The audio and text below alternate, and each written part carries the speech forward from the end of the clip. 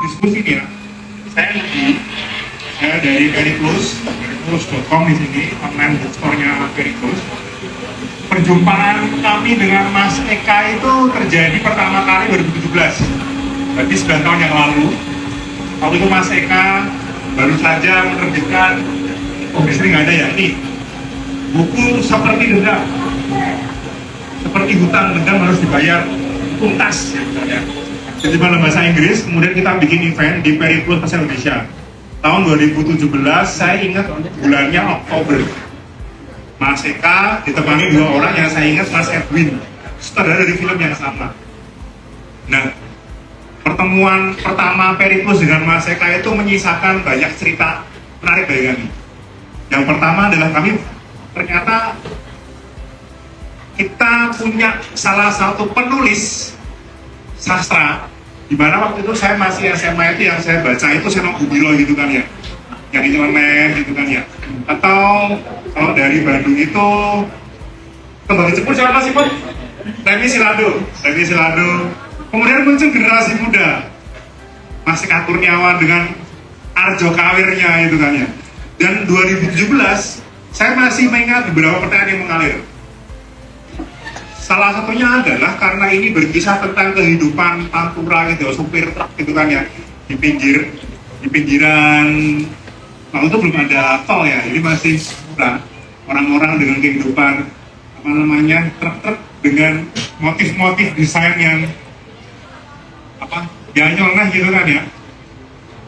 Saya masih ingat Mas Eka cerita soal bagaimana peran pria dan wanita, atau pria dulu si Arjo Kawir. Kalau saya ngomong di sini agak sedikit terlalu frontal ya, terlalu lugas ya ceritanya. Tapi itu menjadi jembatan bagi kami sama Mas Eka. Bagaimana dia menulis, bagaimana dia menuangkan, menafsir kehidupan ya, sebagai lulusan filsafat UGM, bagaimana dia menemukan aletheia, kebenaran atau realita itu lewat naskah-naskahnya. Lalu kemudian difilmkan, kami menonton pada saat pandemi kan ya, filmnya itu 2021 kalau nggak salah, 2020 kebetulan pemainnya adalah salah satu bintang film kecintaan saya, karena saya dan nanti moderatornya masih mau tumbuh sebagai anak remaja yang besar dengan ADC ya, ADC ada 5 cewek kan ya. Lalu satunya adalah pemeran dari filmnya Mas Eka. Selamat datang Mas, mari bergabung. Nah, kali ini sangat spesial. Kita akan ditemani Mas Simon yang juga sama-sama punya pengalaman belajar yang sama. Jadi di bangku depan ini ada moderator Simon Andrian, orang Semarang, belajar filsafat juga, dan ada Mas Eka, lahir di Tasikmalaya, besar di Pangandaran, gitu kan ya, dan juga belajar filsafat. Bagaimana kita bisa melihat 2 orang yang belajar filsafat ini berbicara tentang sebuah novel yang kalau dalam bahasa Indonesia itu anjing mengeong dan kucing menggonggong gitu kan ya. Mungkin kalau bagi pecinta kucing bisa diprotes ini, seperti tidak punya peri kebinatangan gitu kan ya, kok bisa-bisanya mengatakan kucing menggonggong gitu kan ya. Beberapa teman berkomentar, ini judulnya ada anjing dan kucingnya, tetapi covernya bertanya nih, ini kecoa atau ini jangkrik gitu kan. Saya juga nggak tahu.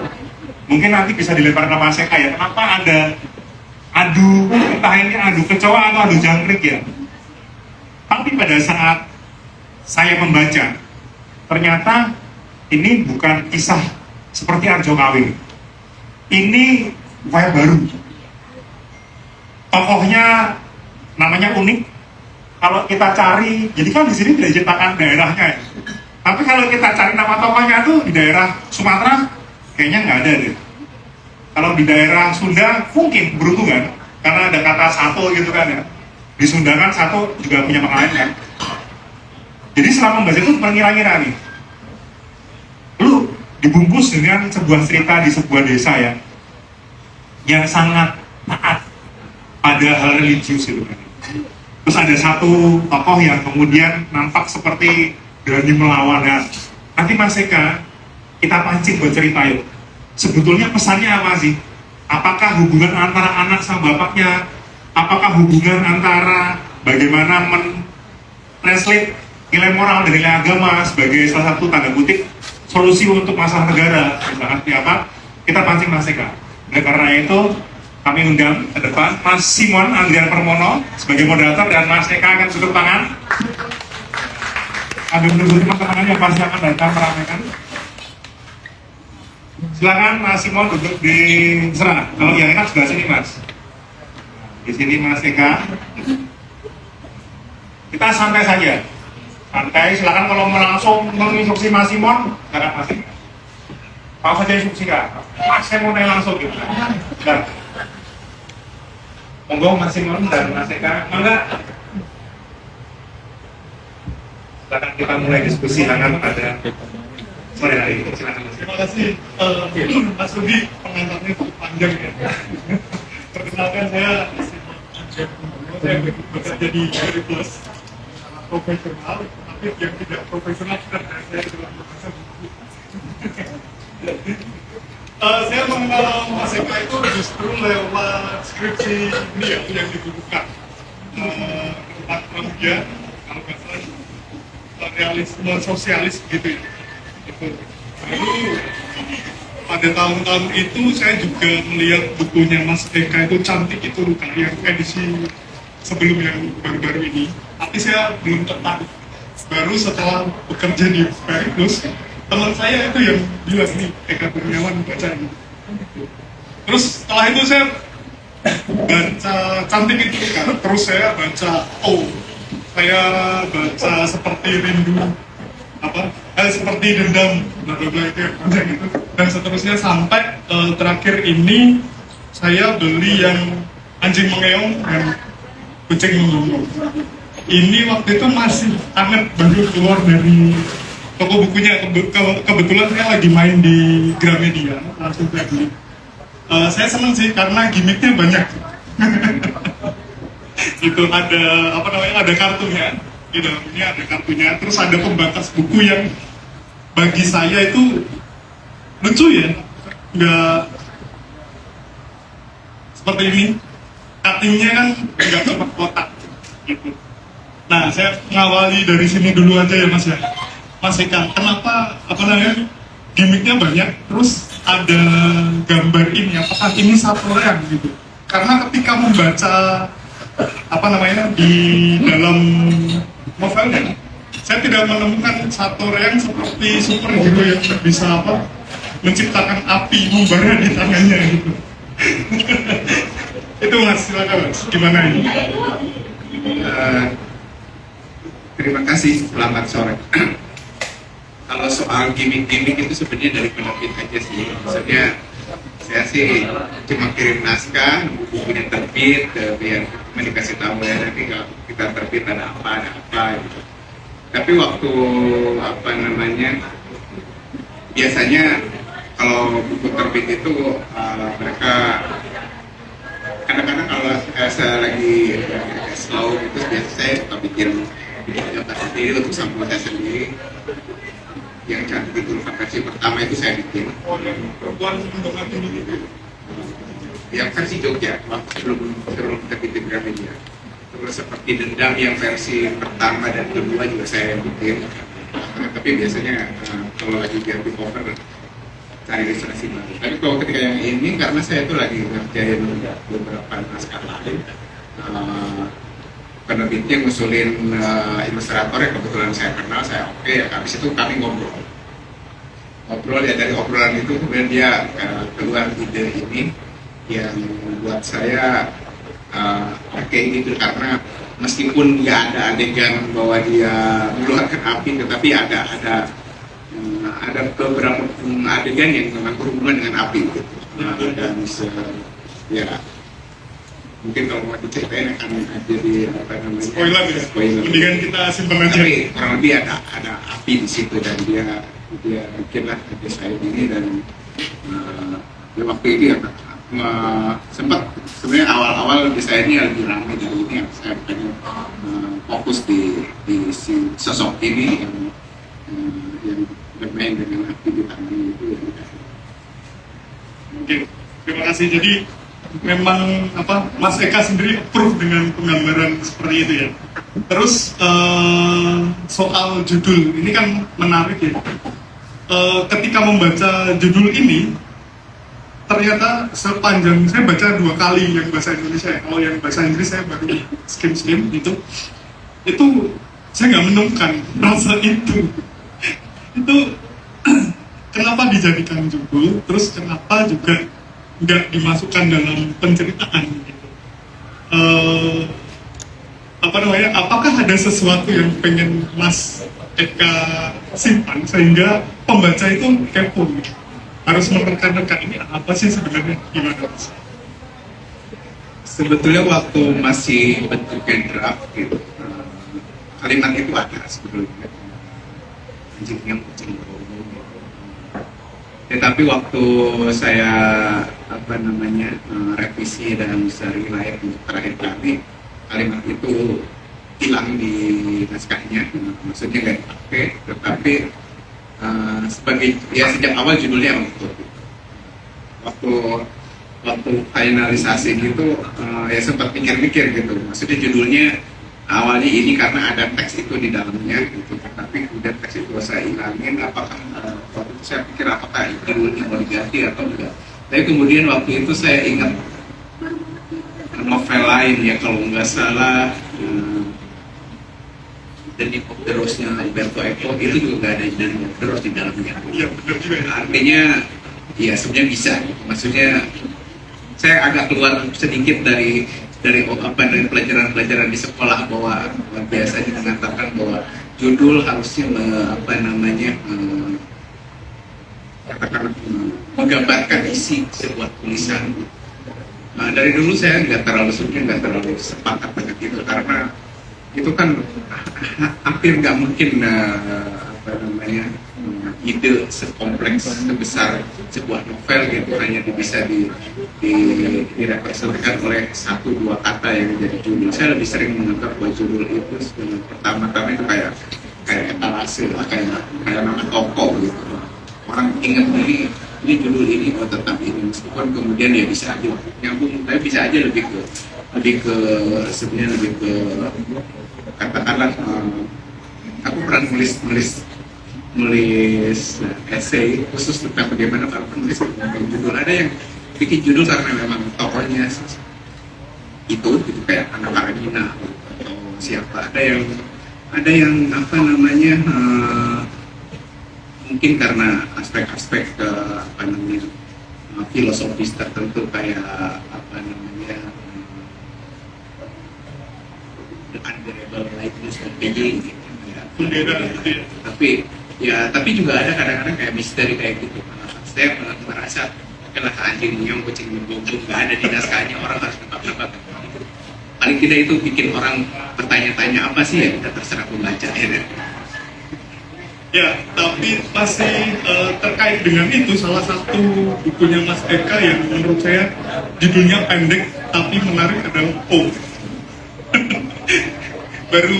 baru 1 kali saya menemukan buku dengan ya fiksi gitu ya, dengan judul cuma 1 huruf, tapi itu menarik dan saya senang membacanya. Masih tentang judul, terjemahan Inggris kan sudah keluar, tapi beberapa waktu yang lalu kalau nggak salah Mas Eka itu posting di Instagram itu terjemahan Prancisnya sudah keluar juga, tapi judulnya berbeda ya, tidak diterjemahkan anjing mengeong, kucing menggonggong dalam bahasa Prancis, tapi justru satu limpa. Itu gimana Mas? Ini juga memang penerbit Prancis yang kadang-kadang seleranya agak tidak sekiri. Jadi itu yang udah sejak agak lama sih, bahkan sejak kali itu bukan terbit di Prancis oleh penerbit yang sama. Mereka juga waktu itu nggak ngobrol, kita nggak bisa nerjemahin satu itu luka plek-plek ke Prancis. Aku bilang kenapa? Nanti hukummu akan dibilang kayak romance gitu. Kita nggak mau.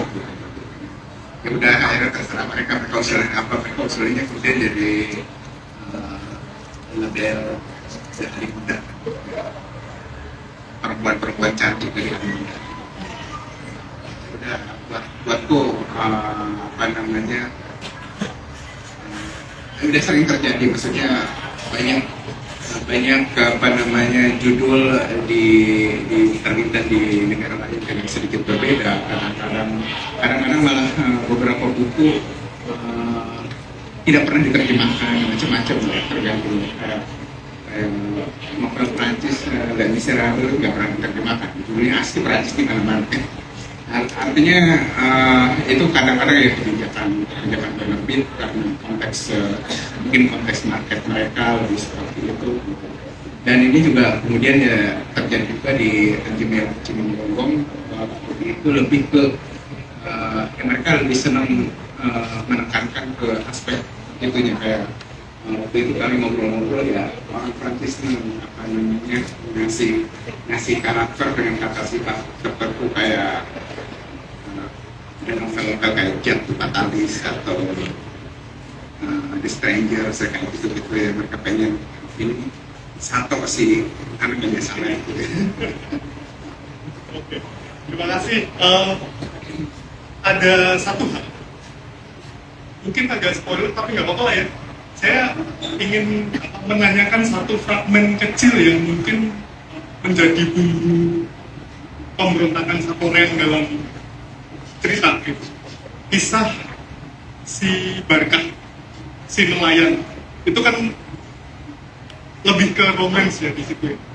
Itu mengapa Mas Eka menyisipkan itu di situ? Pertama-tama aku memang suka sekali bikin bikin cerita yang nyimpal gitu. Maksudnya itu kan sebenarnya cerita tentang dia, hilang juga nggak apa-apa sebenarnya, malah ini novel kan tentang satu orang. Tapi aku senang karena buatku itu cuma bisa dilakukan di novel. Kalau di film orang pasti marah-marah. Lagi nyeritain apa tiba-tiba ada 5 menit, 10 menit ceritain yang lain agak ada hubungannya. Tapi novel memungkinkan itu, dan ya pembaca kan senang-senang aja, dan itu aku pelajari dari karena suka nonton wayang. Wayang itu sering banget melipir kemana-mana, lagi nyeritain mau perang Baratayuda, melipir dulu nyeritain. Kadang-kadang ada tokoh-tokoh karakter minor yang diceritain.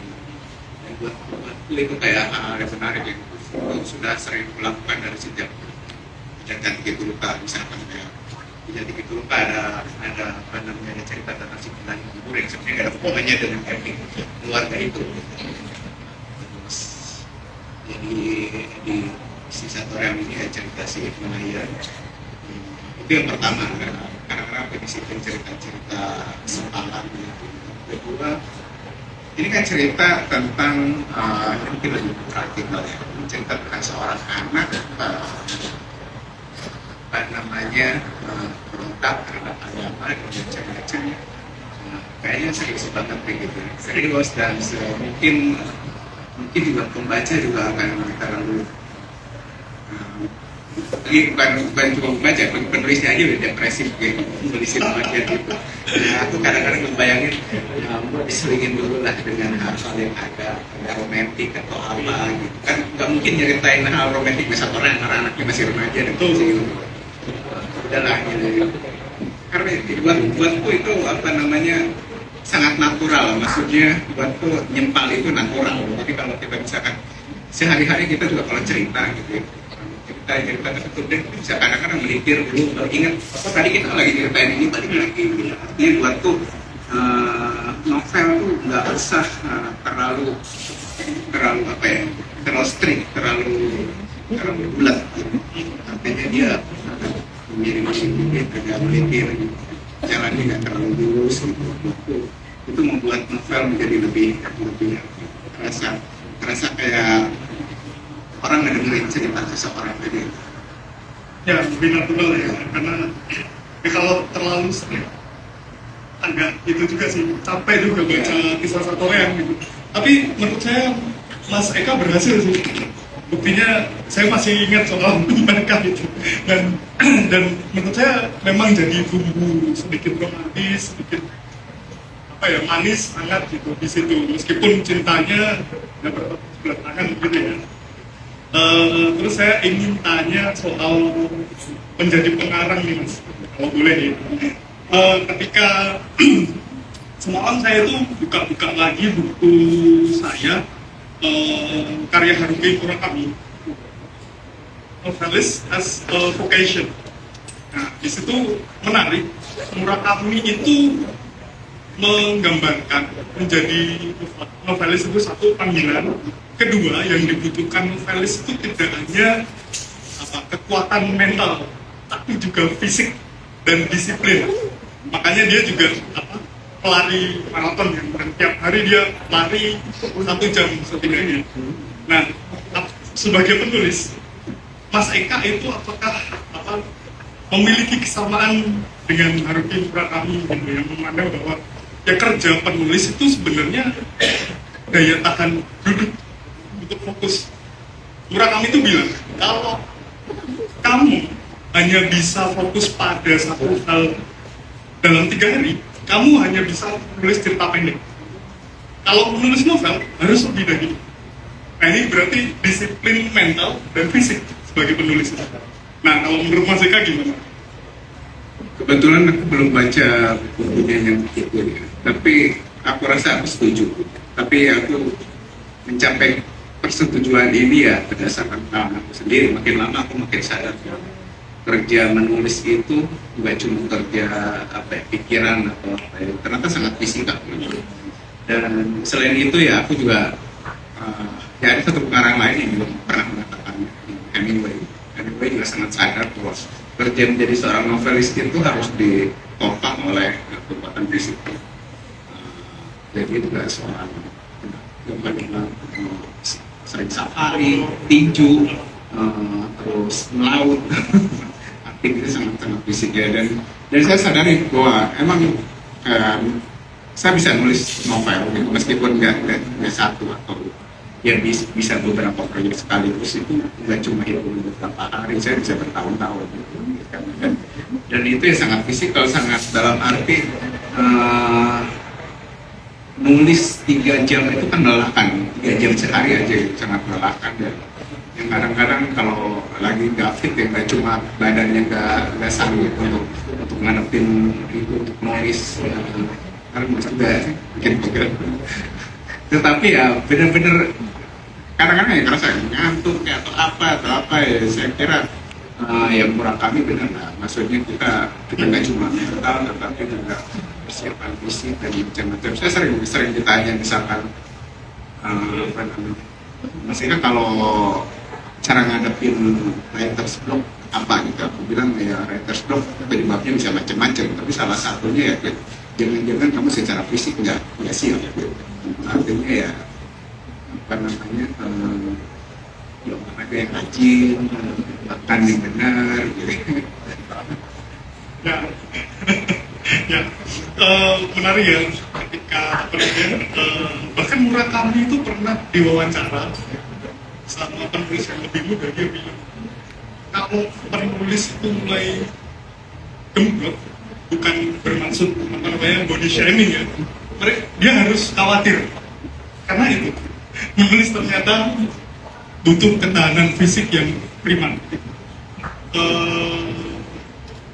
Untuk Mas Eka sendiri, karena ini saya tuh selalu tertarik sebagai pembaca itu, selain membaca buku itu juga menonton film, karena saya merasa dua media ini sangat kait kelindan gitu, erat gitu ya. Mas Eka yang juga pernah hadir dalam industri tontonan televisi itu bagaimana memandang satu karya sastra atau novel yang diadaptasi jadi film, karena konteksnya adalah tahun 1960-an. Salah satu kritikus Amerika Susan Sontag itu pernah nulis satu esai kecil tentang novel dan film yang dia sih mengkritik waktu itu para kritikus seni itu cenderung mengkasta-kastakan antara film dan novel dan menganggap film itu hanya tingkat kedua gitu, jadi kastakan Padahal menurut saya pribadi sejauh itu bisa dinikmati dan memberi makna kita yang mengkonsumsinya, itu menurut Mas Eka gimana? Pertama tentu saja film dan novel bahkan juga mungkin dengan sandiwara, dengan komik atau yang lain sama-sama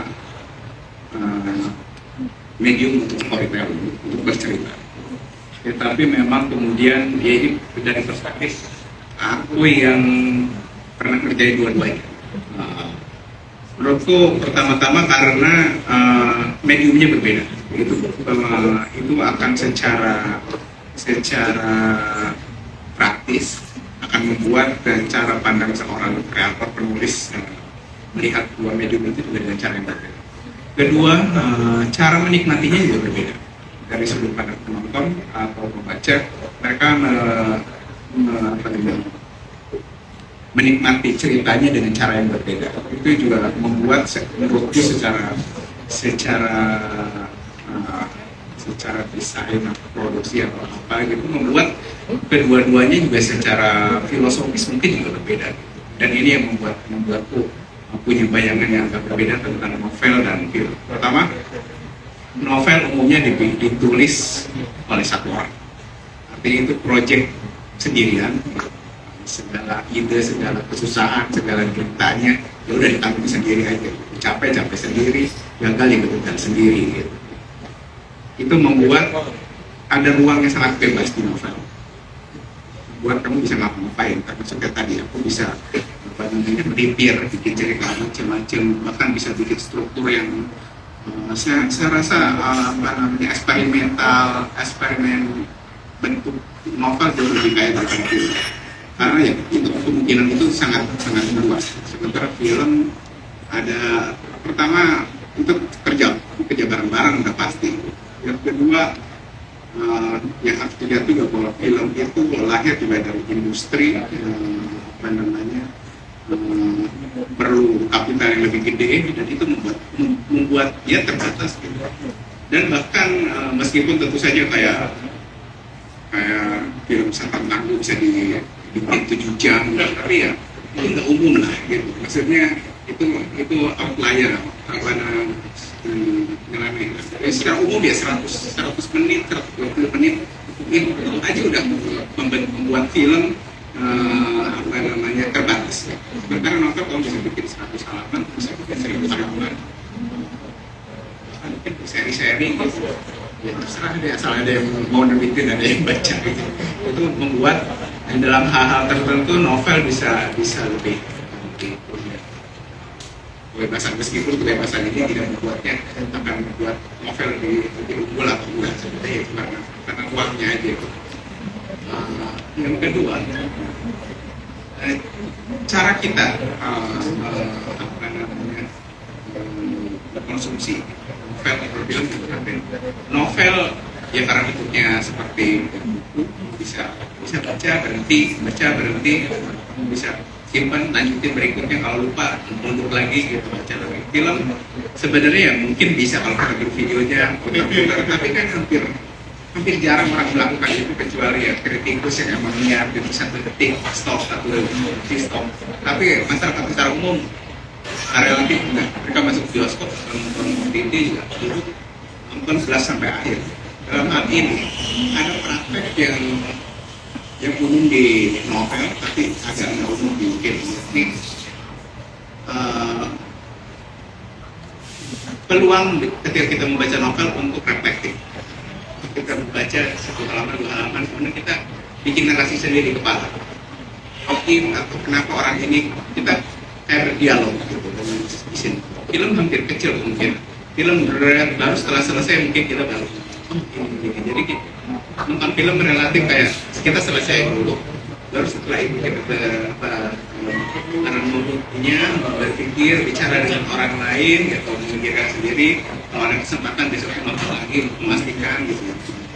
Kalau novel itu kita bisa berhenti di tengah jalan, reflektif dan macam-macam. Dan itu menurutku membuat cara seorang penulis menuliskannya juga menjadi berbeda. buatku sih kayak ketika aku bikin skrip film, aku tidak membayangkan bahwa penonton akan berhenti di sini untuk reflektif. Enggak, aku balas aja gitu. Jadi sebisa mungkin apa namanya nggak ada kayak tawaran gitu berdialog di tengah-tengah gitu. Ya udah, buatku kayak karena juga pengalaman nonton itu kan agak indrawi gitu. Aku lebih milih bikin apa namanya mata dan telinga nyaman sampai 100 menit, habis itu biarin mereka renungkan ceritanya. Artinya itu kayak ya agak sedikit kayak kita pergi ke amusement park gitu. Ada kenikmatan ragawi, kenikmatan pengalaman karena mata telinga tiga kawin itu dengan badan pengalaman yang menyenangkan sampai ketika sudah selesai kita mungkin baru sampai terasa bahwa ceritanya begini gitu. Buat itu penting daripada mengajak penonton 5 menit ya itu kayak ya absurd aja gitu. Itu yang membuat strategi berceritanya juga kemudian menjadi beda antara novel gitu. Oke, terima kasih. Kita beri tepuk tangan untuk Mas Eka. Saya akan menawarkan ke floor sekarang. Barangkali ada teman-teman yang ingin bertanya. Wah, langsung 1, 2, 3 Kak ya. Mas, 1, 2, 3. 1, 2, 3. Sebut nama. Halo Mas Eka, saya Wiwit. Kebetulan tadi seperti yang Mas Doni sempat singgung di awal, tadi saya sempat diskusi sama teman saya. Untuk yang versi terjemahan bahasa Inggrisnya itu sebenarnya covernya itu serangga apakah itu itu belalang, jangkrik atau kecoa, karena itu nggak ada hubungannya sama judulnya dan kayaknya sama ceritanya juga nggak ada. Terus kenapa itu dipilih hewan tersebut dipilih untuk sebagai sampulnya? Terus kemudian kan novelnya Mas Eka yang sebelumnya seperti Dendam Rindu Harus Diperbayar itu kan sudah dijemput sama production house untuk difilmkan. Apakah novelan ini itu udah ada yang menawarkan untuk difilmkan? Kayaknya karena temanya eksperimental dan menarik ya, kayaknya untuk dibikin film. Jadi aku bertanya-tanya itu. Kemudian yang terakhir, ini sebenarnya pertanyaan pribadi aku sih. Apakah cerita tentang Satoreang ini itu merupakan bagian dari kisah masa lalunya Mas Eka atau seseorang, karena terasa dekat gitu hubungan antara ayah dan anak, hubungan antara seorang anak itu harus menjadi soleh gitu, dan itu terkesan dipaksakan dari orang tua ke anaknya sehingga menimbulkan trauma yang berkepanjangan dan ujungnya anaknya bisa ya menjadi benar atau ya bisa tiba-tiba memberontak ke jalan yang berkebalikan. Terima kasih. Mas Bayubi, kita kedua dulu kalau maksudnya Mas Eka. Satu-satu biar nggak Iya. lupa. Yang pertama soal cover, aku rasa sih kayaknya jangkrik. Kalau lihat anak bambunya jangkrik. Ya ada satu adegan dia ada jangkrik kan di dalam novel ini, meskipun nggak disebutkan adegan yang sangat penting itu ada jangkrik terus stop.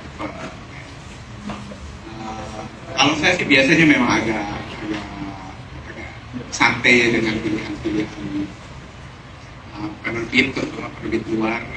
Kalau di edisi asli biasanya aku ngobrol sama ilustrator, tapi itu juga biasanya aku ngasih banyak kebebasan buat ilustrator untuk menginterpretasikan isi masalahnya.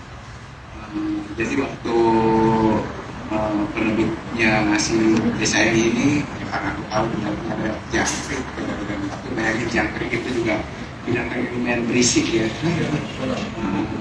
Satoreang itu dalam bahasa Sunda kan binatang berisik, ya, bahasa. Meskipun aku nggak terlalu yakin editornya tahu Satoreang itu artinya apa. Ya kayaknya nggak tahu ya apakah dia ngerti bahasa Sunda atau enggak. Terus yang kalau yang edisi lain seingatku ada yang pakai apa namanya boneka monyet untuk kebakar. Itu juga ada adegannya. Jadi kadang-kadang mereka memang pilih adegan kecil mungkin kayak karena gambar dan visual yang mungkin menjadi simbolis tertentu yang menurut mereka cocok. Terus yang kedua tadi soal film. film mau difilmkan. Oh, belum sih. Belum ada omongan-omongan lagi soal itu karena terakhir sih aku punya proyek film lain sama Edwin sebetulnya.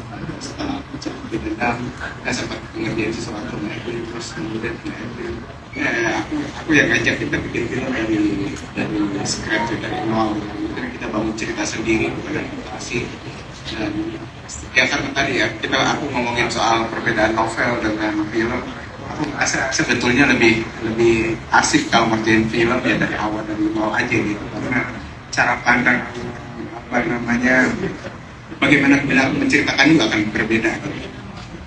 Karena tadi batasan mediumnya berbeda dan yaitu selama 2 tahun aku tulis skrip dari Edwin, filmnya baru akan rilis bulan depan. Kita tonton ya nanti ya. Berarti Juni ya Mas ya? 4 Juni.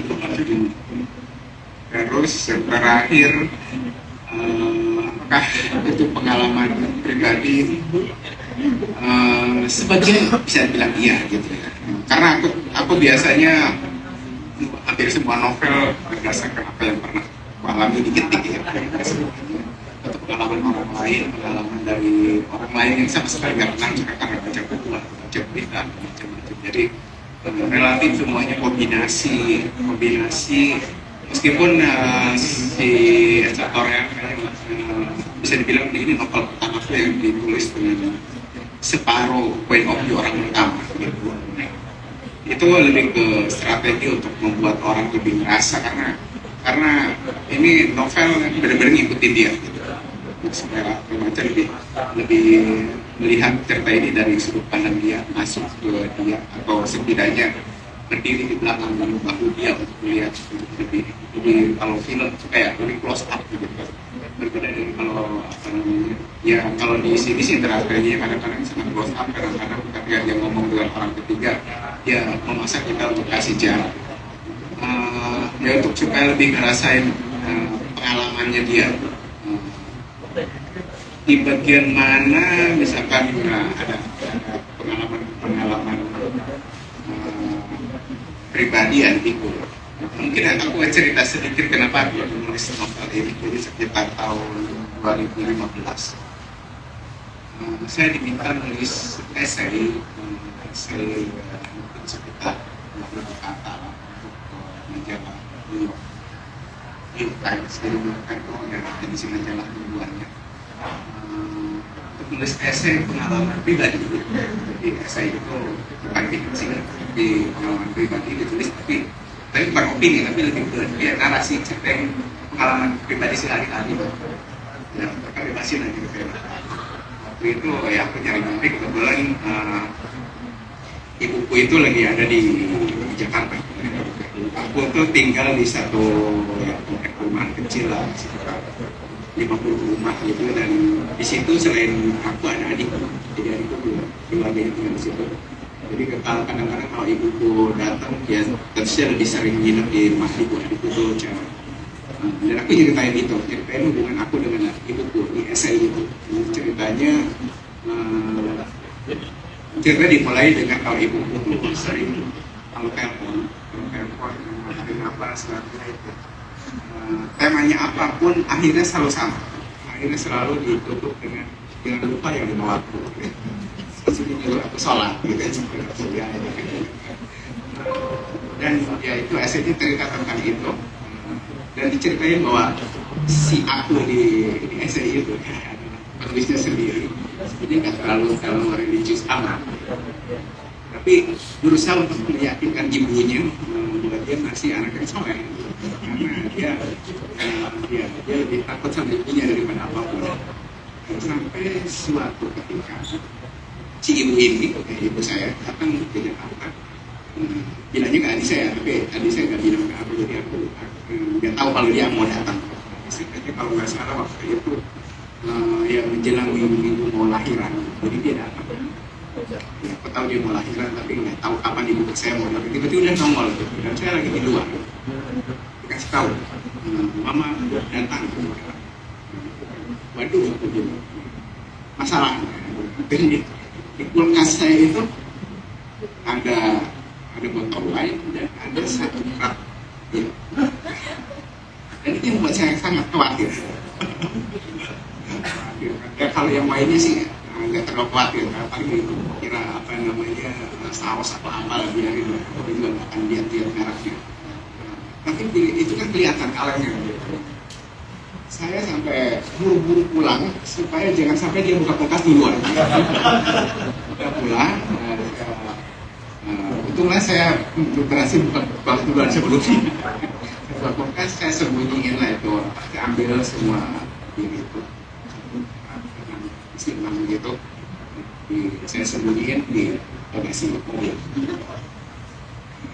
Terus saya nggak berani meminumnya di rumah, dan saya minumnya di tempat. Akhirnya di tempat kerja waktu itu saya bermasalah di Dewan Kesenian Jakarta ya. Aku bilang aku ada beberapa salah satu karena aku nggak nyangka ya masalah itu. Aku bilang aku punya bir anak ya, minum bir anak. Tapi ceritanya nggak sampai itu bagian itu aku berhasil. Aku merasa berhasil menjadi anak yang terlihat salah di mata ibu, tetapi tetap menjalani hidup yang tidak terlalu salah. Sampai satu kejadian ini berbuka saya itu. Kami lagi ngumpul, saya bilang, malam ngumpul, ibu saya lagi ngobrol sama anak saya waktu itu 5 tahunan, ngobrol, anak saya tanya, emangnya bener ya, Nek, gitu. Kalau orang nggak pernah sembahyang, bakal masuk neraka. Itu saya bilang, iya, sudah berada. Keceplosan nggak? Aku nggak pernah lihat saya sembahyang. Nah itu esainya. Dan sejak esai itu saya jadi berpikir-pikir gitu. Ternyata bagaimana hubungan anak dan orang tua tentang agama, tentang bagaimana agama di-deliver dari orang tua ke anak. Bagaimana sebagian aku merasa ya, habis itu saya banyak ngobrol dengan teman-teman, pengalaman soal keagamaan ini, dan ya kesimpulan saya sebenarnya bukan penelitian sosiologi atau apa, tapi kesimpulan sementara saya bahwa sebagian besar kita menerima agama itu ya dari orang tua, ya. Baik ya, kita sesederhana kita beragama apa gitu kan dari orang tua. Habis itu kemudian ritualnya atau apa ya, bagaimana orang tua. Kalau orang tuanya sampai ya orang tuanya apa sangat ekstrim kan menurut. Artinya saya tertarik dengan satu pertanyaan kecil, apakah seseorang itu apa namanya meyakini beriman kepada Tuhan atau apa namanya menganut agama tertentu karena dia benar-benar yakin menemukannya, karena dia secara spiritual merasa apa namanya ini hal yang benar, atau sebatas sesuatu kebiasaan karena dari rumah dari kecil dia ada orang tua sehingga pikir preventif itulah kebenaran. Seperti kita ngerasa apa namanya makan yang benar itu ya selalu makan nasi, karena dari kecil ya sudah makan nasi. Kalau kita nggak makan nasi dari kecil ya mungkin kita ngerasa aneh juga makan nasi. Tapi itu pertanyaan yang awalnya kemudian membuat saya pengen nulis. Jadi dalam hal itu idenya benar autobiografi, tetapi detil-detilnya nggak semua hampir sebagian besar juga karena keluarga saya nggak seperti seorang gitu. Saya masih agak santai, makanya ibu saya lebih sering kayak ngingetin karena tahu anaknya santai. Jadi tiap-tiap telepon nanya apa namanya ngerti itu. Tetapi ya, dan kalau di essay itu kan dengan ibu ya, di novel ini si anak dan bapak ibunya relatif lebih pasif. Karena ya itu juga dari obrolan-obrolan yang banyak teman, mereka lebih sering bertemu pengalaman soal ini itu dengan ayah gitu, terutama anak cowok ya. Bagaimana mereka juga pengalaman subuh-subuh itu ke masjid gitu, kemudian soal-soal kayak betapa nggak nyamannya gitu, misalkan kayak malam minggu teman-teman pada nonton bioskop atau apa gitu. Itu pengalaman-pengalaman yang dan satu lagi saya pengen waktu nulis novel ini saya pengen sebetulnya keluar dari stereotip keluarga konservatif atau apa yang kadang-kadang melibatkan kekerasan fisik, kayak meskipun ada ya, maksudnya kamu nggak sholat dikebur, aku menghindarin gitu. Nggak ada di novel ini satu orang nggak pernah hukuman fisik sebetulnya.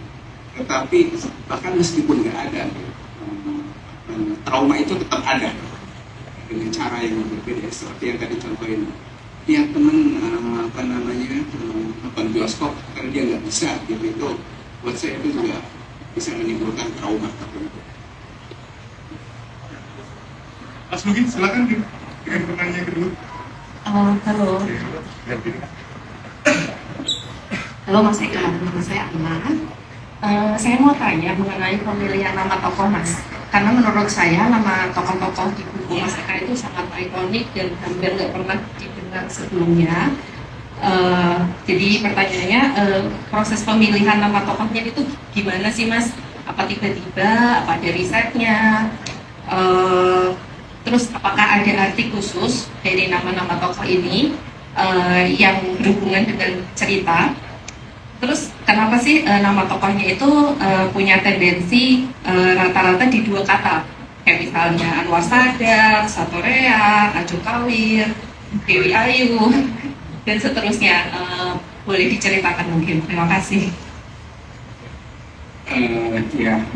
Pertama sebetulnya waktu bikin nama sih jarang dalam arti milih ini nama bagus buat ini. Enggak sih, aku lebih ke bagaimana sebuah nama harus secara natural fit in dengan apa namanya kosmologi cerita itu. Maksudnya dia kelas sosialnya seperti apa, terus apa namanya konteks settingnya di kota apa, terus macam-macam apa, kurang lebih seperti itu. Karena buat saya itu jauh lebih penting daripada sekedar cari nama yang kadang-kadang mungkin buat saya bagus gitu, terdengar enak, tetapi nggak cocok dengan. Karena buat saya nama itu tentu saja nama selalu punya cerita. Jarang lah orang tua sekarang ngasih nama seseorang random gitu ya, tapi ada ceritanya. Nah tapi tanpa harus menceritakan background cerita itu, karena kita kenalan kan kemudian kita juga nggak pernah kenapa aku kasih nama Eka Kurniawan bla bla bla juga, tetapi kita punya asumsi bahwa ayahnya punya reason. Dan buat saya ketika milih nama itu di cerita, kita juga nggak perlu menceritakan background cerita nama itu, tetapi harus terasa bahwa nama ini juga nggak sembarangan. Nama ini sesuatu yang apa namanya embed di karton orang itu, keluarganya, struktur sosial kita itu. Nah untuk memilih nama yang kurang lebih seperti itu, untuk seperti terasa natural.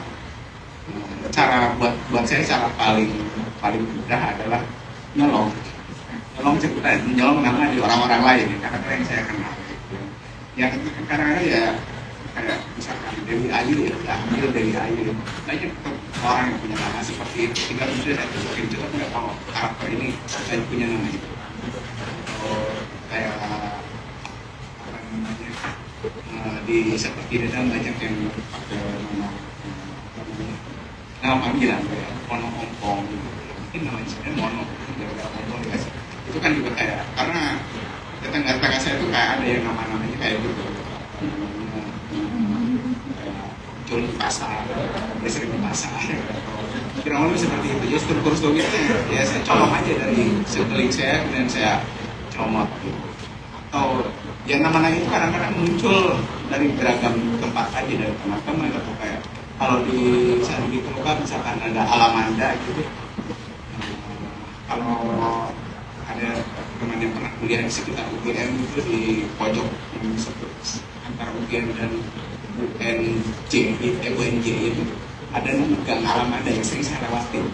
Waktu saya mikir nama-nama ingat yang sering saya lewati, terus Alamanda cocok enggak, ya cocok aja deh, itu kan nama bunga apa ya, mixin aja orang kasih nama. Jadi kurang lebih seperti kalau si Satorayang sebetulnya saya awalnya tertarik aja dengan nama Sato dari Mira Sato. Itu nama samarannya saya Mira aja, dan kalau dia bikin puisi Sato ini menarik karena Sato dalam bahasa Sunda itu binatang. Jadi ya pikir kayaknya Sato menarik. Ya tinggal kemudian saya cari apa namanya nama belakangnya. Kalau soal buah kata ya sebetulnya itu lebih kelihatan karena saya nyolong-nyolong yang banyak yang sebenarnya di beberapa itu juga ada kata-kata yang cuma satu kata. Ya antara satu dua saya kira ini yang paling sering saya dapetin ya. Maksudnya juga misalkan karena di Indonesia misalkan jarang kita pakai family name gitu ya, juga di Indonesia pakai. Kecuali kalau misalkan spesifik kayak di Laki Harimau ada Joni Simbolon, ya udah pasti dalam kotak. Oke, lanjut Mas Budi, silakan. Kalau mereka, aku tadi sempat kakak di awal mention kalau bikin judul buku itu setidaknya ada relevansinya dengan isi buku gitu ya kak. Kebetulan aku lagi mau menerbitkan buku kedua dan aku penasaran gimana sih cara kakak mematik judul, mematik pembaca dari judul itu gitu supaya lebih menarik. Sedangkan aku penasaran banget sama buku kakak yang ini, sebenarnya itu buku tentang hewan atau tentang apa gitu. Soalnya kelihatan banget kayaknya itu tentang hewan gitu, tapi aku penasaran itu tentang apa gitu. Nah, gimana cara kakak mematik itu? Terus kalau selalu berkaitan dengan isi, kadang itu nggak terlalu menarik gitu kak, kayak gitu. Nah gimana cara kakak mematiknya? Kasih. Terima kasih. Tadi aku bilang sebetulnya judul tidak harus selalu representasi dari isi. Boleh aja sih, tapi nggak harus selalu. Itu lebih ke kita seringkali diajarinya begitu. Dan menurut saya nggak harus. Saya pernah nulis saya ini ada di bulan essay saya tentang bagaimana saya mencoba membaca jenis-jenis penulis memilih judul-judul tertentu, ada apa namanya ya buat saya yang paling penting judul itu secara independen sebelum kita tahu ceritanya itu menarik dulu. Salah satu yang bikin menarik misalkan menarik ini salah satu apa namanya mungkin juga bisa dianggap cara atau teknik salah satu jenis yang seperti benar misalkan bikin juxtaposisi, cantik itu dulu itu juxtaposisi atau ya tadi seperti yang aku sebutin under the lightness of being, lightness itu apa namanya sesuatu yang ringan tetapi ambil itu kan begitu orang mikir apa sih gitu sesuatu yang ringan tapi tidak sanggup menangguhnya. Atau sesuatu yang ya kadang-kadang ada apa namanya penulis yang hanya menyebut nama karakter utamanya gitu ya apa namanya ya mungkin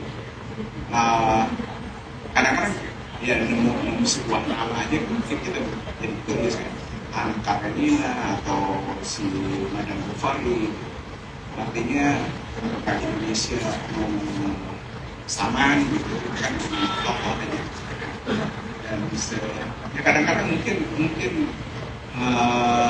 aku nggak tahu ya kenapa orang bisa tertarik hanya melihat judul sebuah nama tuh karena mungkin ya apa namanya itu kayak ya kayak ada sesuatu, ini siapa sih Madam Bupati, kenapa ini penting banget untuk diceritakan. Mungkin ada hal seperti itu, tapi juga ada hal-hal apa judul-judul yang lebih ke kayak yang agak kritis lah gitu, kayak dia selingkuh atau sepotong senja untuk pacar.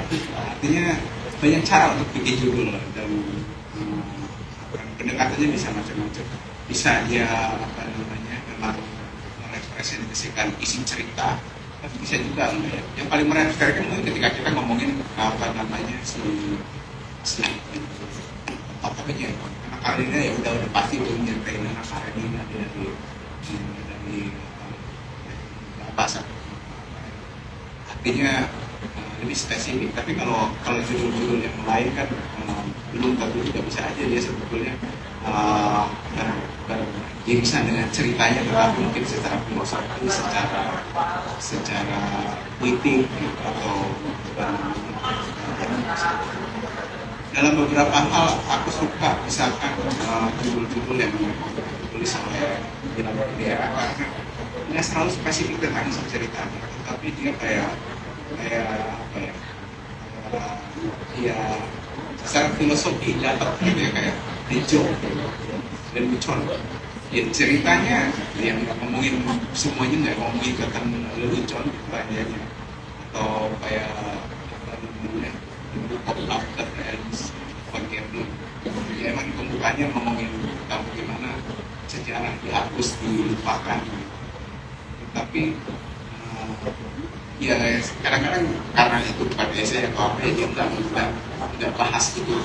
Misal kita hanya ketika udah selesai ceritanya, kita baru menangkap oh ternyata tentang itu. Artinya sebenarnya banyak strategi, tapi balik lagi waktu yang paling penting ya, judul itu harus menarik bahkan sebelum kita tahu ceritanya. Karena itu yang pertama kali kita lihat. Pertama kali yang ya kalau kita ke toko ya lihat itu, dia kita baca review, kita lihat judulnya gitu kan, kayak ya apa namanya, ya benar-benar perkenalan pertama. Memang nggak berbeda dengan Kak Sep. Biasanya bilang kalau misalkan kalimat pertama atau paragraf pembuka itu kadang-kadang buat saya kayak ngetes. Ketika saya baca kalimat paragraf pertama sebuah novel, saya bisa membayangkan tidak hanya ini akan dibawa kemana, tetapi saya bisa sedikit meraba kualitas penulisnya sekaligus. Karena itu benar-benar kelihatan ya bagaimana nyusun, mau pembukaannya deskriptif, mau ada sebuah peristiwa, yaitu di situ seorang penulis kayak apa namanya ngajak kita tes ombak. Tapi kalau judul mungkin masih agak susah. Ya cuma satu bagus, tapi dari situ ya kita lebih ke ngajak agar membaca mau buka. Saya ada satu lagi Ya kita buka lagi dong, masih kan masih bisa. Masih bisa. Setelah bisa lagi mas, dua, satu, dua, tiga. Oh tiga kali tadi, mas gitu kan ya. Kan Mas Budi. Halo, Mas Eka ya. Selamat sore Mas Eka, nama saya Indra. Kan selain menulis, Mas Eka juga menerbitkan buku terjemahan dalam bahasa pustaka. Kalau mengenai tangannya kayak aspirasi mengapa menerjemahkan buku internasional ke bahasa Indonesia, lalu bagaimana proses pemilihan buku-buku judul-judul tersebut dan penerjemah Indonesia tersebut. Sebenarnya awalnya dulu sekitar ya berapa tahun ya, 5-6 tahun dulu kan aja nulis blog. Jadi kalau saya baca buku tertentu gitu, saya tulis sekitar 500-600 kata gitu. Isinya apa ngomongin buku yang saya baca aja, seminggu satu buku, kadang-kadang 2 minggu satu buku. Sebagian besar ya ada juga beberapa buku Indonesia, sebagian besar buku luar. Sebagian mungkin sebenarnya familiar, tapi sebagian banyak teman-teman tuh gak familiar dengan baca. Sebetulnya yang kami lebih ke punya jalan aja di sini. Dan ya blog itu 4-5 tahun dan kemudian dipublish jadi 2 volume, kemudian bikin kecil. Ya, kemudian banyak yang nanya, aku pengen baca buku itu. Dan saya sempat ngobrol sama, saya nggak ada niat untuk jadi bikin penerbit, malas sebetulnya. Nomornya pada penerbit, kalian terbitin dulu buku-buku ini. Saya udah kayak kayak waktu itu nulis tentang Hangkang, bahkan sebelum dia dapat Nobel, nulis tentang Laszlo Krasnahorkai, bahkan jauh sebelum tahun ini tahun lalu dia dapat Nobel. Dan ya bahkan setelah dapat Nobel pun ya belum ada bukunya. Mungkin bahasa Inggrisnya udah ada, tapi terjemahannya belum. Artinya saya merasa ya kemudian setelah ngobrol saya merasa memang akses ini memang susah. Pertama ya mungkin bukunya secara fisik nggak ada, gitu. Atau bahkan juga ada barrier bahasa juga, cuma semua mungkin bisa membaca dalam bahasa Inggris. Itu saya ngompor-ngomporin penerbit lah, kalian nerbitin nggak tulis ini enggak. Tapi mungkin ya ternyata agak susah juga dalam arti ya saya bisa bayangin macam mungkin bakal mikir profitnya apa, jenisnya apa dan macam-macam. Nah, akhirnya ya itu ide itu ngambang dulu aja sampai satu hari saya ketemu dengan teman lama aku sama si Jogja. Zaman dulu pada tahun 2000 awal itu kan penerbit kecil di Jogja belum banyak Bentang ada apa gitu. Ya si teman ini dulu sama lah bekerja di penerbit itu. Ketika saya ketemu dia ternyata udah punya perjalanan di Jogja. Dan dia cerita bahwa ya sebenarnya dia bilang percetakan dia itu lebih banyak untuk proyek-proyek pemerintah, bikin apa-apa karena itu lebih menguntungkan. Tapi dia bercerita karena mesin itu sayang kalau cuma putar 8 jam kerja. Jadi enak sudah 24 jam sehari, putar aja terus dan karyawan dia juga senang karena harus lembur. Tapi masalahnya siapa yang akan nyetak? Jadi ngomporin saya untuk bikin penerbitan. Seperti saya ada beberapa lah sebenarnya. Dia bilang ya dia janji akan kasih harga lebih murah. Terus saya kan punya ide ini, jadi saya tanya, tapi gimana? Aku kan males ya bikin penerbit, harus harus distribusinya gimana, jualnya gimana. Dia ngasih tahu trik-triknya, dia mau bantuin, kenalin sama anak-anak juga. Yaudah kita cobain, di situ saya cobain dengan ya udah saya kemudian spesifik aja, saya mau penerbitnya cuma nerjemahin karya-karya terjemahan. Dan kalau bisa ya buku-buku yang atau penulis-penulis yang penerbit lain nggak mau gitu. Artinya ya kalau penerbit lain mau, Gramedia mau terbitin, ngapain kita terbitin gitu. Mereka itu bisa lebih bagus gitu. Udah yang kira-kira penerbit lain nggak. Dan kedua, udah sekalian aja kita ada problem lain gitu di industri buku kita yang sering juga saya keluhin gitu. Kebanyakan di Indonesia itu buku diterjemahkan dari bahasa Inggris, bahkan meskipun originalnya bukan. Dia ambil kamus terjemahin dari bahasa Inggris, jadi terlalu jauh. Saya pengen kita hanya bikin terjemahan hanya dari bahasa asli. Ya sebenarnya dari awal kan saya sendiri sih, tapi udah kayak sana aja. Kita juga nggak punya ambisi untuk jadi penerbit gede apa ya udah 2, 3 atau paling 50 tahun oke lah kita jalani. Dan ternyata ketika waktu itu saya umumin di Facebook, saya pengen bikin penerbit, kira-kira penerbitnya hanya terjemahan dan terjemahan dari bahasa aslinya, nggak mau dari bahasa kedua, bahasa Inggris. Ternyata respon yang paling menarik adalah banyak orang-orang yang saya bisa bahasa ini dan pengen jadi penerjemah tapi nggak pernah dapat kesempatan karena memang kemudian saya tahu bahwa ternyata penerjemah itu ada dan mereka suka sastra, tapi penerbit memang nggak suka karena ya buat mereka kayak risiko. Ternyata ini juga dialami oleh penerbit di luar negeri, kadang-kadang takut terjemahin langsung misalnya dari Jerman ke Indonesia, Prancis ke Indonesia, karena si penerjemah rata-rata penerjemah baru. Sementara kalau penerjemah dalam bahasa Inggris udah nerjemahin banyak gitu ya, udah pasti udah kayak udah percaya hasilnya lebih bagus gitu. Bilang ya selamanya akan begitu kalau nggak dikasih kesempatan ya, jadi banyak di mall itu penerjemah yang untuk pertama kalinya nerjemahin ya di penerbit itu ya, sampai sekarang ini mana masih jatuh itu sih latar belakang. Next. Selamat sore Mas Eka dan teman-teman. Perkenalkan, nama saya Ganesha dari Surabaya, cuman bekerja di Jakarta. Senang sekali hari ini ketemu sama Mas Eka karena saya juga menikmati karya-karyanya Mas Eka Kurniawan. Ada beberapa pertanyaan Mas yang ingin saya tanyakan.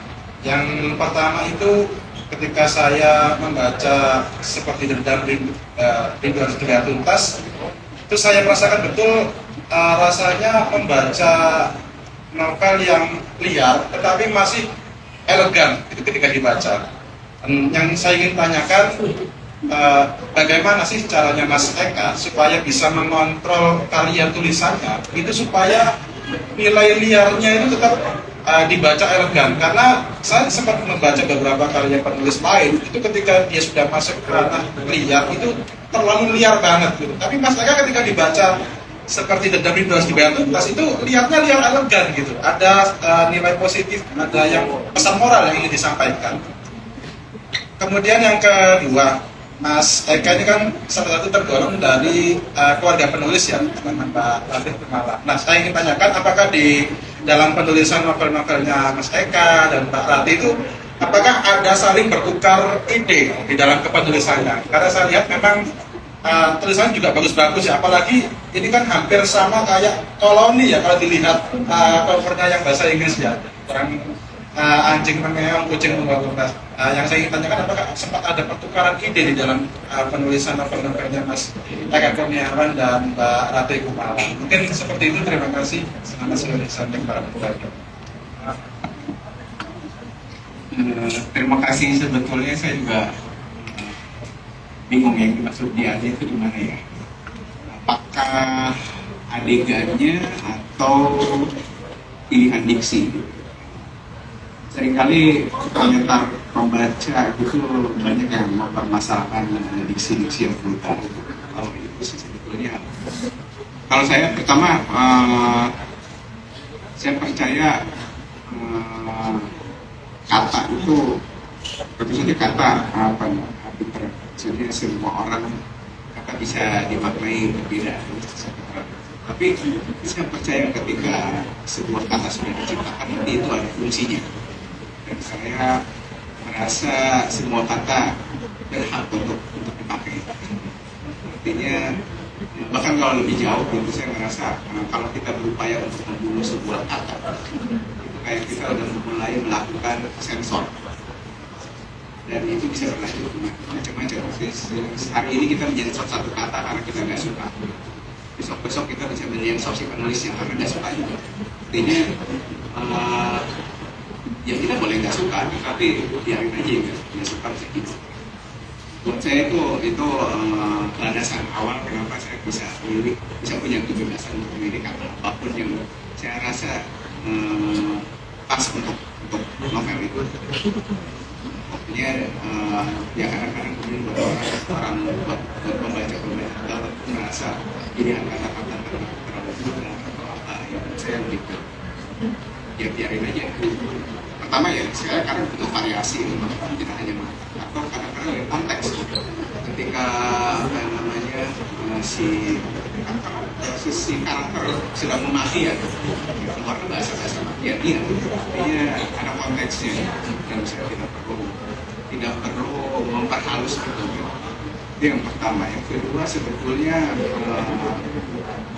soal pilihan kata, soal adegan itu juga saya lebih sebetulnya pertama kali saya ngerasa saya sebagai seorang pencerita dan sebagai seorang pencerita saya lebih percaya untuk yang disebut kadang-kadang saya sebagai penulis percayakan cerita kepada narator yang kemudian, tapi biasanya jarang membiarkan narator terlalu bawah gitu. Artinya saya pengen meskipun itu teks ya, orang bisa melihat adegan visual atau sebuah cerita yang sebuah peristiwa yang tidak hanya ya sebenarnya bisa mungkin nggak klise gitu. Maksudnya kayak sesederhana misalkan dulu waktu saya sering mengejar penulisan, saya sering kasih contoh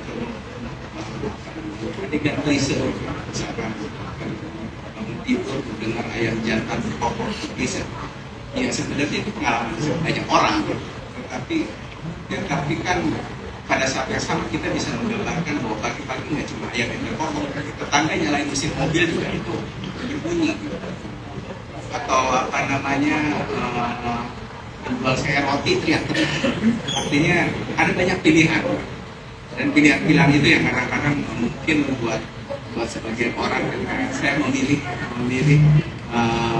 sebuah adegan, sebuah peristiwa tapi dengan sudut pandang yang berbeda, pilihan yang berbeda, merasa itu agak liar mungkin itu ya. Buat saya itu reasonnya gitu. Kenapa saya memilih adegan-adegan tertentu, atau kenapa saya memilih diksi-diksi tertentu di novel. Mas Oke, masih ingat saya Titus dari Titus. Saya paham ya, saya agak stuck soalnya di depan Mas Eka. Sebenarnya saya selalu tertarik membaca karya Mas Eka dan Kang dari zaman saya kuliah. Dulu setiap kali tugas esai, bahkan skripsi saya juga Mas Eka atau Kang. Tapi skripsi saya akhirnya memakai saya tertarik membaca sastra sebagai ruang kekerasan itu nggak hanya sebagai tapi juga dalam budaya bahasa, bahkan diwariskan oleh lingkungan. Kemudian dalam karya-karya Mas Eka, sebenarnya saya rasanya kekerasan lebih terasa dan absurd sebenarnya. Soalnya Mas Eka itu udah kayak hidup lama dengan itu, dan jadinya agak kehilangan sensitivitas akan kekerasan itu. Atau mungkin yang oleh Galtung dijelaskan kekerasan kultural seperti itu.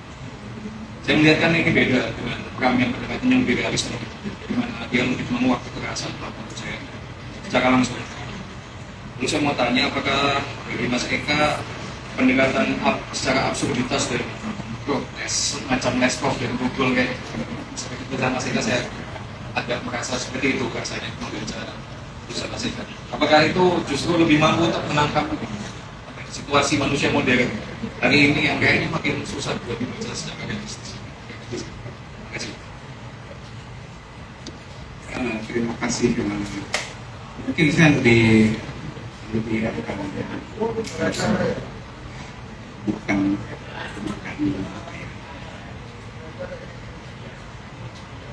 kesannya menjadi lebih lihat konteks sejarahnya.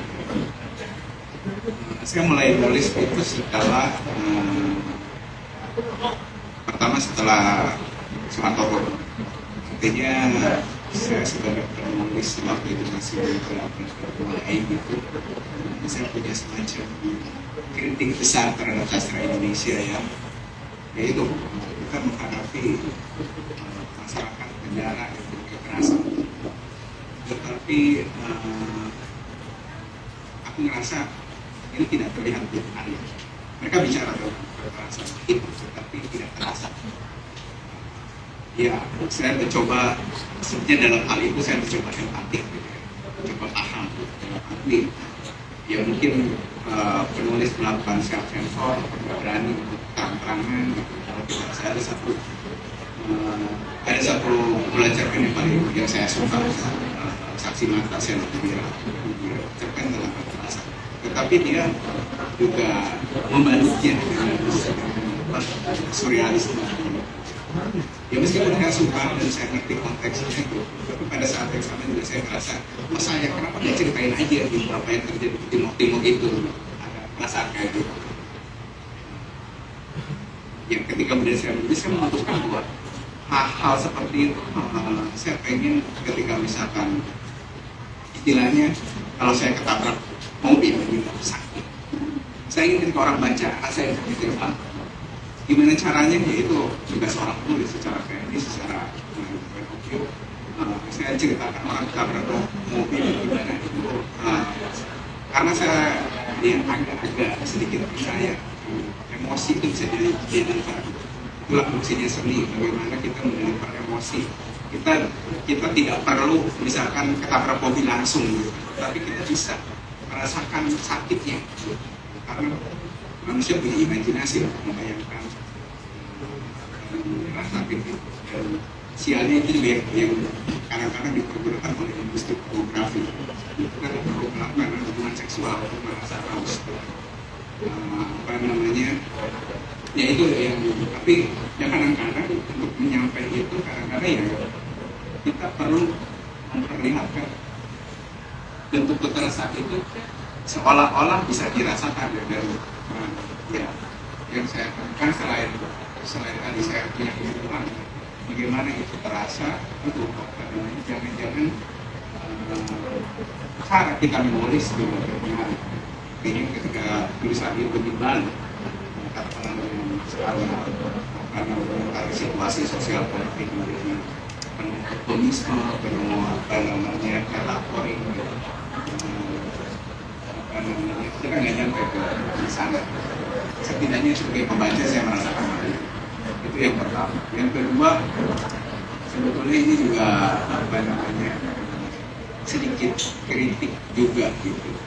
Saya waktu remaja itu senang dengan novel-novel yang kalau kita sebutnya novel pikisan. Saya membaca novel-novel horor, novel-novel cetak komik gitu. Saya familiar dengan novel-novel komik, kesan karya.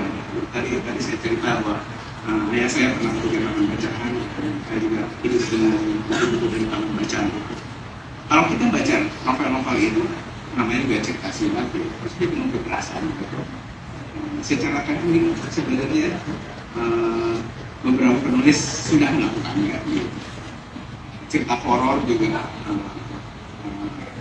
bisa dengan gamblang menceritakan secara deskriptif. Tetapi kadang-kadang fungsinya sedikit berbeda. Fungsinya kadang-kadang tidak terlalu, kadang-kadang ya lebih ke upaya untuk entertain seperti kita nonton film Hongkong zaman dulu Dong ya, kita senang aja tanpa bertanya tentang kenapa polisi tembak-tembakan, kenapa kekerasan ini terjadi, kita aja senang aja lihat penjahat ditembak gitu. Kita terpuaskan gitu. Tapi saya ingin teknik seperti itu tidak dipergunakan hanya untuk kesenangan, tapi juga untuk membuat kita lebih empatik, lebih kita menjadi device untuk menyampaikan gagasan, lebih atau bahkan sekedar untuk membuat kita mengasih lihat realita yang mungkin beberapa pembaca belum pernah melihatnya. Terima kasih Mas Eka. Masih ada 2 penanya lagi Mas Budi. Mau sekalian aja atau gimana? Sekalian aja ya, Mas dan Mbak dulu langsung nyambung ke Mas. Terakhir aja ya. Ya, selamat sore Mas Eka. Ya, saya Aceh dari Jakarta. Ini saya katakan simpel aja. Dari mana inspirasi Mas Eka ini dalam menulis sampai kedua peristiwa apa nih Mas Eka kalau dari flashback gitu ya dari dulu peristiwa apa yang membuat Mas Eka kayaknya jadi penulis adalah panggilan buat saya. Itu aja. Terima kasih. Mas Eka, akhirnya ketemu lagi. Halo kawan-kawan semua. Saya Deddy Iqmar dari Ciputat, Mas Eka. Dibanding judul tadi, saya memang selalu tertarik dengan hook pertama dari sebuah novel ada banyak novel yang pertamanya itu membekas banget, ya Kafka, yang Kamu, ya termasuk Dewi ada Cantik Itu Luka yang tiba-tiba bangkit dari kubur setelah 21 tahun kematiannya, itu kan selalu teringat di kepala kita.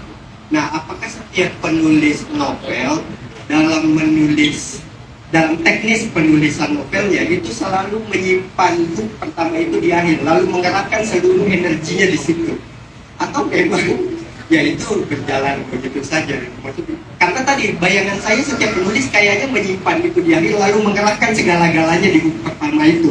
Karena kalau kita memang baca tadi ya, energinya kayaknya memang berkumpul di kekuatannya, memang berada di satu hook besar itu. Nah, demikian. Silakan Mas. Yang pertama soal inspirasi. Kalau inspirasi sih bisa dari mana-mana ya. Termasuk tadi aku udah cerita background kenapa saya menulis Antimonium Kucing Gonggong. Novel-novel lain ya kadang-kadang dari pengalaman pribadi yang kadang-kadang sebenarnya nggak berhubungan langsung dengan isi novel itu. Saya kasih cerita contoh satu background kenapa saya nulis Nabi Harimau, karena ini agak lucu dikit sih. Jadi waktu saya kuliah di Jogja, saya kos di satu rumah yang ya cowok-cowok semua.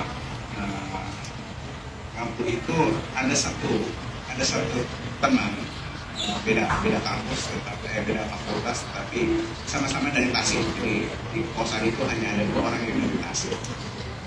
Dan satu angkatan pula, tapi kami SMA berbeda. Jadi saya baru kenal dia di kos itu. Saya waktu itu duduk di depan kamarnya, gitu, ada teras, jadi di dalam. Tiba-tiba saya mendengar suara panjang. Jadi saya, ada apa? Gitu, terus dia keluar lah, dan dia juga kesandung ada harimau. Waktu itu saya tidak mencoba memverifikasi apakah benar harimau di dalam kamarnya atau tidak, karena buat saya itu nggak penting. Apakah dia bercanda atau enggak itu juga nggak penting, tapi itu membuat saya dan dia kayak ada semacam apa ya, telepatik, sama-sama tahu apakah itu, ya sama-sama tahu dengan 2 kemungkinan, dia cuma sedang bercanda atau serius. Dua-duanya bisa terjadi. Dan waktu itu saya menganggap memilih untuk kita anggap itu serius. Karena ya itu kadang-kadang kami sama-sama dari Tasik, dalam arti sama-sama orang Sunda. Nah, orang Sunda punya satu mitologi yang tentang harimau peliharaan.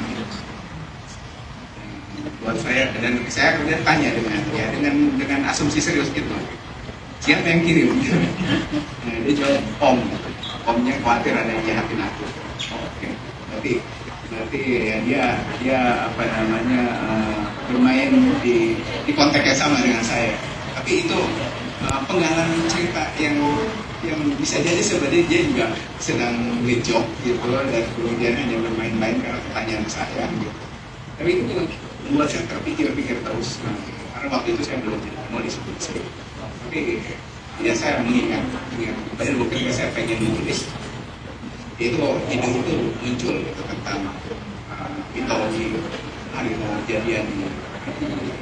Kami sama-sama tahu gitu, kalau di Sunda orang kalau pergi ke hutan gitu ya selalu menyapa macam-macam, dan itu background inspirasinya ya. Tapi juga pada saat yang sama saya juga kemudian setelah kejadian itu saya juga mengingat novel-novel lain yang ya, sebagai referensi kayak Manusia Harimau S.D. Chandra itu ya, mungkin sekarang kategorinya novel tulisan juga. Terus Konstitusi pernah bikin juga novel kemudian itu Manusia Harimau, meskipun settingnya Sumatera ya, berbuatnya Sumatera. Manusia Harimau ini bisa bikin itu nggak salah, main play saya tapi remaja saya nonton, dan buat saya itu juga satu film itu dan novel itu juga memberi saya semacam apa ya, pandangan baru ya, dan menurut saya untuk menulis novel itu, karena untuk pertama kali atau mungkin juga karena saya masih remaja, wawasannya belum banyak nonton, tapi saya merasa ini deh apa namanya cerita tentang apa namanya harimau jadi-jadian. Biasanya kan konteksnya film horor atau apa, tapi novel dan film itu sangat psikologis gitu, tentang si anak bungsu yang nggak mau menerima harimau itu. Dan ya itu ceritanya perkembangan sebuah keluarga karena si anak yang bungsu itu nggak pengen. Dan buat saya ini kayak memberi jalan gitu.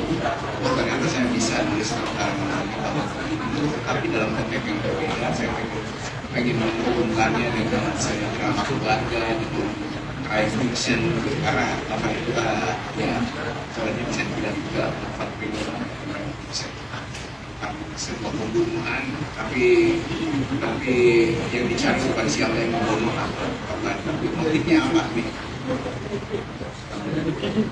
tadi kedua apa ya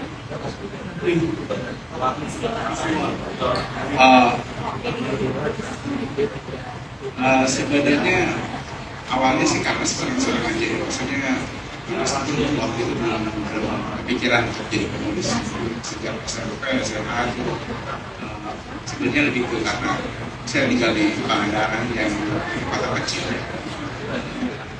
nggak ada hiburan macam-macam jadi ya cuma baca novel itu sampai itu dan ada pilihan-pilihan lain kemudian kadang-kadang saya suka mencoba-coba bikin cerita-cerita sendiri jadi kayak kesenangan aja karena mungkin kan biasa baca waktu saya kuliah juga masih ke bawah jadi meskipun saya pindah ke Jogja masih ada agak lumayan dan banyak pilihan saya lebih sering nonton blog sama misalkan nonton apa namanya pertunjukan musik macam-macam mendaki Merapi lintas wilayah tapi kebiasaan untuk pergi ke perpustakaan baca buku terus dan apa namanya dan saya ya, tapi sebagai hobi sebenarnya sampai satu ketika saya membaca satu novel terjemahan Ibu Mariana Karoko Lampar bukan Kamsu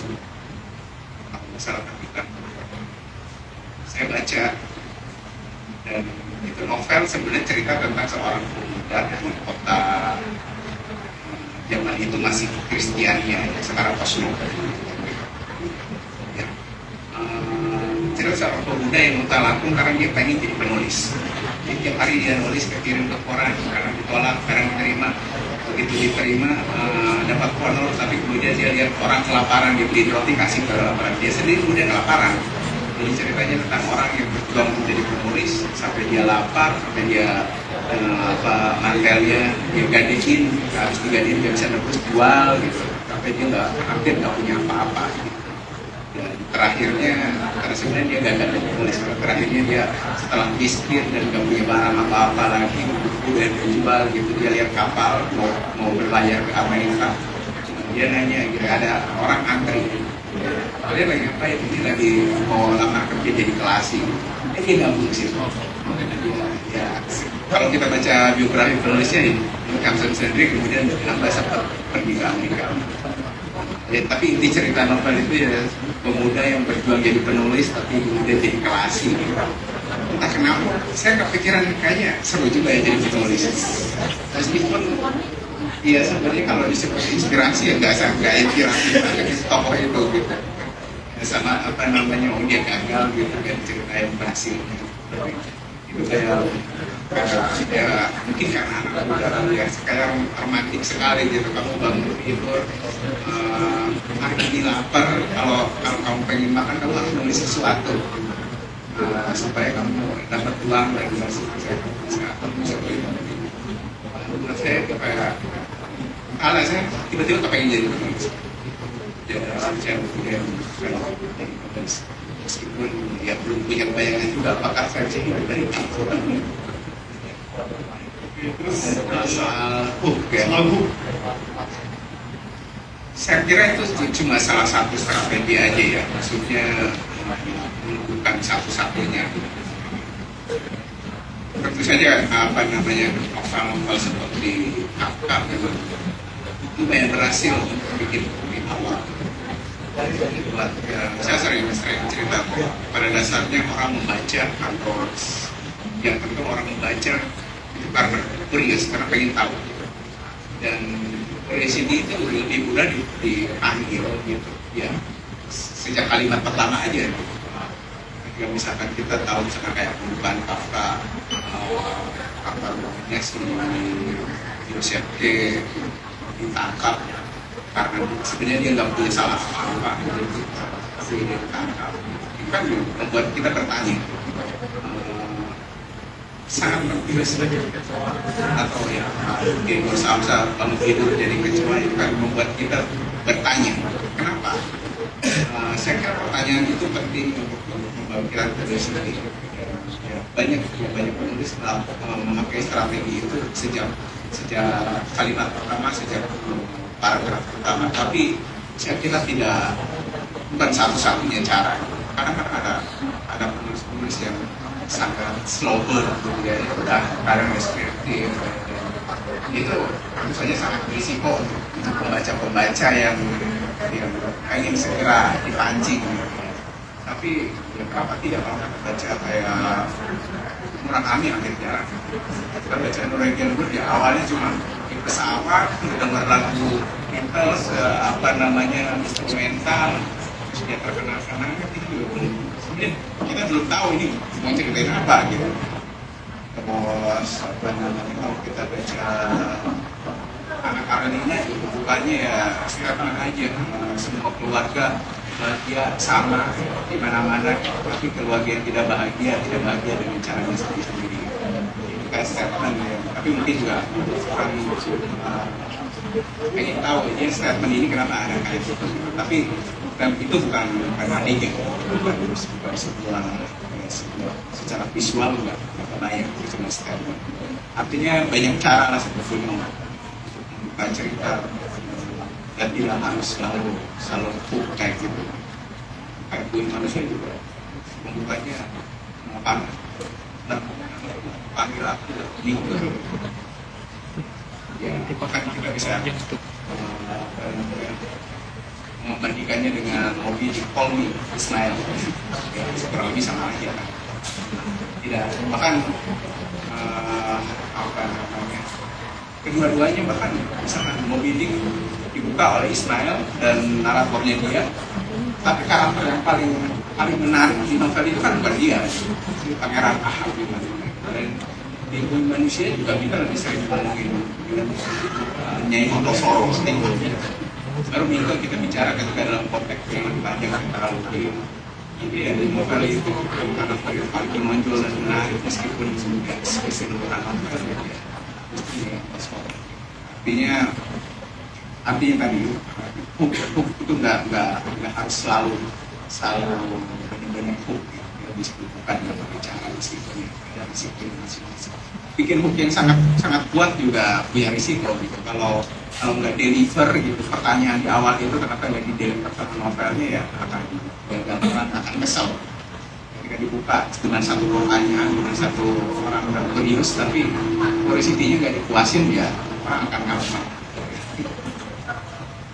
Oke, saya rasa itu. Terima kasih. Tepuk tangan.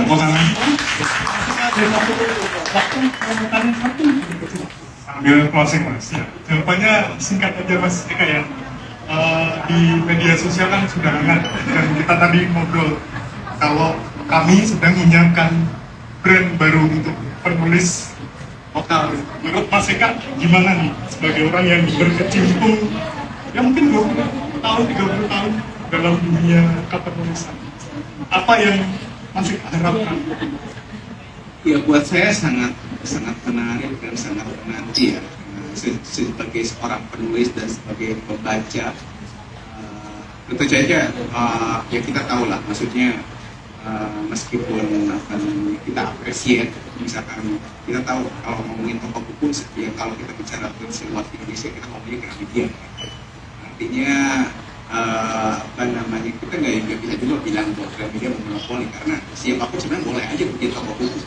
Tapi faktanya kemanapun kita pergi, ya itu yang paling mudah diakses. Dan menurut saya kita appreciate bahwa mereka mau melakukan itu. Tapi pada saat yang sama juga membuat pada dasarnya kita kayak nggak punya pilihan banyak, gitu. Karena ya, ada yang Gramedia aja. Kurang lebih situasinya mungkin sama dengan film mungkin sekarang ada lebih baik. Tapi di beberapa tahun yang lalu kemanapun kita pergi ya X1 atau 21 gitu. Nah, dan filmnya ya apapun yang didistribusi mereka artinya pilihannya terbatas. Saya pikir dengan adanya tentu saja belakangan muncul buku-buku independen dengan pilihan buku-buku yang lebih variatif, lebih berbeda gitu. Tapi yang namanya buku independen gitu, kita nggak bisa melihatnya di mana-mana. Gitu. Maksudnya kalau kita pengen tokoh A ya, tempatnya spesifik di mana, hanya ada satu, misalkan di Jogja, di Jakarta, ada beda lagi pilihannya itu tentu saja mereka juga alternatif. Kadang-kadang toko buku tertentu sangat spesifik, tapi hanya menjual buku ini, terkurasi dan macam-macam. Tapi kehadiran toko buku baru dengan jaringannya, saya pikir itu juga membuat permainan agak sedikit berubah. Saya sangat berharap, dan tentu saja yang lebih berharap lagi ya buku-bukunya juga sama lah gitu. Tapi kalau sama aja ya sebenarnya buat kami membaca bukan pilihan baru. Paling banter ya pilihannya mungkin toko buku tertentu lebih dekat dari rumah gitu. Tapi kan itu saya kira toko buku itu bukan kayak Indomaret, Alfamart, apa yang dekat enggak juga sih. Kalau saya butuh buku ya saya agak mau lah jalan agak jauh. Ini lebih ke spesifik. Ada buku-buku tertentu yang saya pengen, tapi mungkin belum beres. Ini kayaknya lebih mudah ditemukan di buku toko A. Itu buat saya jauh lebih penting. Pilihan kurasi yang berbeda, lebih spesifik, atau pengalaman berkunjung ke toko yang berbeda. Karena kalau nggak punya pengalamannya itu ya mendingan buka komputer, klik ya tinggal nungguin 2-3 hari dan juga gitu. Artinya ya itu sih yang saya buat. Oke, terima kasih. Kita tepuk tangan untuk kita bersama. Undur diri kalau gitu. Mas jangan dulu. Habis ini kita sesi foto bersama. Nanti Mas Eka gabung sama kami Mas ya. Nanti difoto dari sisi Rak Fiction Besar ini, Pak Bumi Mas Eka. Namun ada 2 pengumuman. Yang pertama adalah bagi teman-teman yang ingin mengoleksi bukunya Mas Eka, spesial hari ini ada tambahan diskon dari Peri Plus spesial hanya hari ini saja.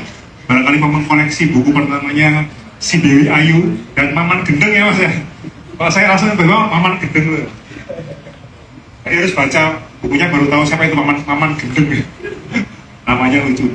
Kemudian yang kedua, teman-teman, setelah ini kita ada book signing, nanti akan saya bantu untuk atur. Kita awal dari layar depan dulu aja ya. Kita tetap santai saya, kalau mau ngobrol sama Mas Eka sangat terbuka sekali. Kemudian kalau mau foto akan kami bantu untuk foto. Nah sekarang kita masuk ke sesi foto bersama dulu. Mas Eka masih mau? Enggak? Geser ke sini. Tolong Mas Edu. Kita tarik ke sini. Kita foto bersama dipandu oleh Mas Edi. Bisa agak